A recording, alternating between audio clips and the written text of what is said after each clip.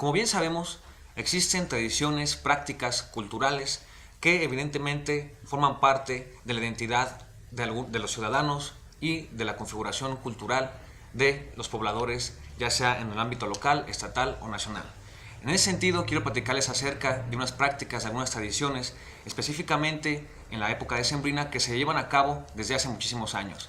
Las primeras, pues bien, son las famosas posadas, que pues no son, digamos, una tradición que se lleva específicamente aquí en la ciudad de Celaya, sino que evidentemente se desarrollan y se llevan a cabo a lo largo de todo el territorio nacional. Ese tipo de prácticas, esas posadas, obviamente con un objetivo, digamos, en la época colonial, de evangelizar, de convertir a los indígenas y de darles una enseñanza católica cristiana. En ese sentido, ese tipo de tradiciones se han venido desarrollando a través de todos los años.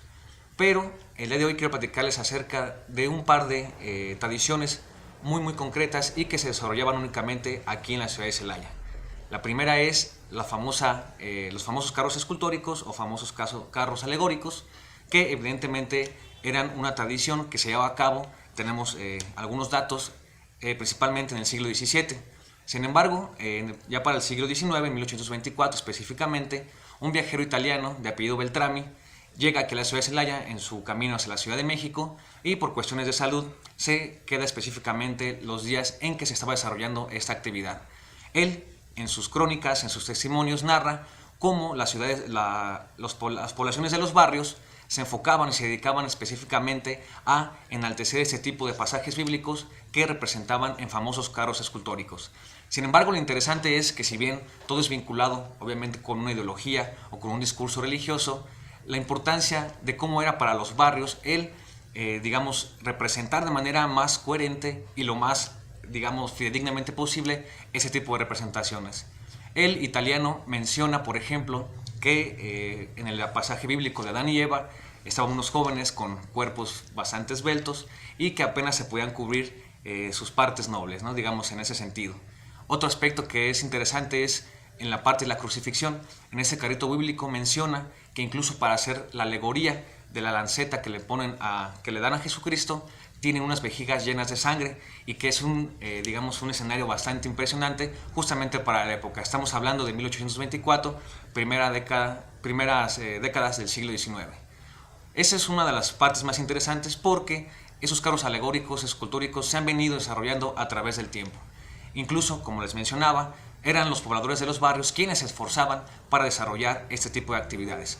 Otro elemento interesante dentro de esta actividad es que Longinos Núñez, el que se cree que fue discípulo de Tres Guerras, fungió mucho tiempo como presidente de las fiestas decembrinas. Incluso he encontrado en el archivo histórico de aquí del Ayuntamiento de Celaya que él pedía mucho dinero, obviamente con el objetivo de que le dieran recursos para desarrollar y llevar a cabo de la mejor manera posible ese tipo de festividades.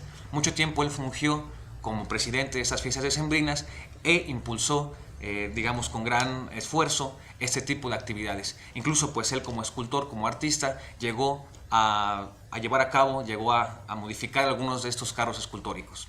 Otro elemento interesante dentro de la cultura popular, dentro de la tradición oral, es un episodio que rescató la entonces cronista Abigail Carreño de Maldonado.